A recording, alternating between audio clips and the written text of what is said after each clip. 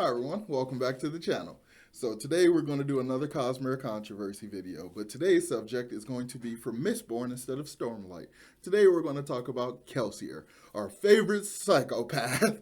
So yeah, with that being said, make sure you hit that like button and subscribe to the channel if you haven't done so already, and let's begin.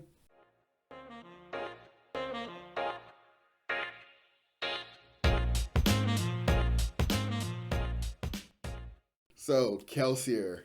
So I've been gone for a little bit. My little break turned into a full-on vacation, but I should be kind of back now. But I don't want to say anything about my frequency upload because my 9 to 5 has gotten really, really, really work-like, and it kind of crushes the time for books and things a little bit. So I'm working on it though. But yeah, I am back, and yeah. So let's talk about KELSIER. All right. So KELSIER is a really cool character. He's one of the main characters of Mistborn Era 1 and kind of a minor character throughout the Cosmere. So for warnings, this will definitely have spoilers for all things Cosmere, going up to the most recent stuff. So I want to talk a little bit about KELSIER and talk about why he's pretty much a very controversial figure, and not even really in the fandom, just as like a logic, like in real life he would be a very controversial figure, but in the fandom he's pretty much well beloved. So yeah, let's talk about it. So KELSIER is a half Scot, half noble resident of Scadrial. He is a full Mistborn. He didn't snap or come into his powers as a Mistborn until he was in his 30s, when he got put into the pits of Hathsin, where he basically gets the scars that becomes like his most iconic trait. He becomes the Lord of Scars through that event. So this event, of course, fosters in him a lot of hatred and a lot of like just kind of prejudice, but is there a word for prejudice when it's vaguely justified, at least for the noble class, which is weird because they're all considered nobles? Whatever. KELSIER is very prejudicial. He really hates the nobles, and he really basically hates them to a degree that he will kill any noble without compunction, and he will kill anybody that either benefits from what the nobles do or are complicit in what the nobles do. So to me, that goes a little bit far. Like, yes, murder the ruling class as you're, trying to take down the entire structure of the government and stuff, that kind of works. But just people who tangentially are kind of benefiting from that terrible stuff, but it's not actively their fault, is just, it's a little too kill happy for me. And a lot of other people kind of feel that way as well. So KELSIER, like, just without compunction, he murders anybody that is noble or kind of noble adjacent. And it's kind of one of those gray area things, right? Most people can totally understand it, and like it kind of feels more or less justified. But KELSIER kind of goes to the point where it's a little more sociopathic, I'll say. KELSIER is very charming, but he is also quite brash and very self-serving and very manipulative. And his charm also really allows for that to kind of be very effective. So he works great as a leader, but he also can lead people to things that are not awesome.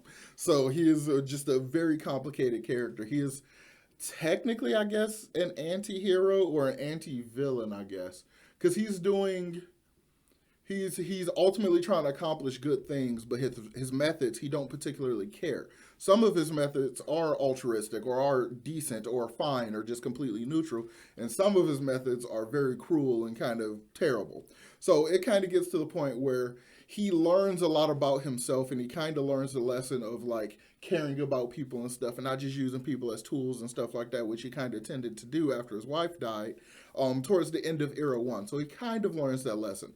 But the core of who KELSIER is, of course, persists. He is power hungry, and he is like almost megalomaniacal in a lot of ways, and he kind of still holds this core to himself that he wants to do good things, but he will basically still indulge in his ambitions for power. Like in Secret History, he is explicitly told, you don't have enough of a connection with preservation, you can't be God and stuff. He's still like, it doesn't matter, I want to be God, I'm going to go through all this stuff to basically take up your essence. Even though he was trying to help prevent Ruin from winning, he jumped at the opportunity to take that kind of power, because KELSIER always wants power. So even after the fact, when he loses like the godhood and it goes to Vin and then it goes to Sazed and stuff, he still wants power. He doesn't want to find peace and move on and just kind of, go to the afterlife or anything like that. He's like, no, I want to be resurrected. I want this. I want that. I want to learn more about the stuff that I learned while I was a god, like aka hemalurgy and everything else. So he does that. He eventually finds a way to come back to life. He comes back to life, and then he like takes more power as he becomes the sovereign for the southern Scadrians and stuff. So that's power, but then he also wants more power, and he like creates this world hopping society because now he wants to go to other places. So essentially, Kelsier has reached a point where he considers Scadrial to be his. He sees himself as the god that the citizens of this planet have made him, and he claims ownership of this planet, essentially.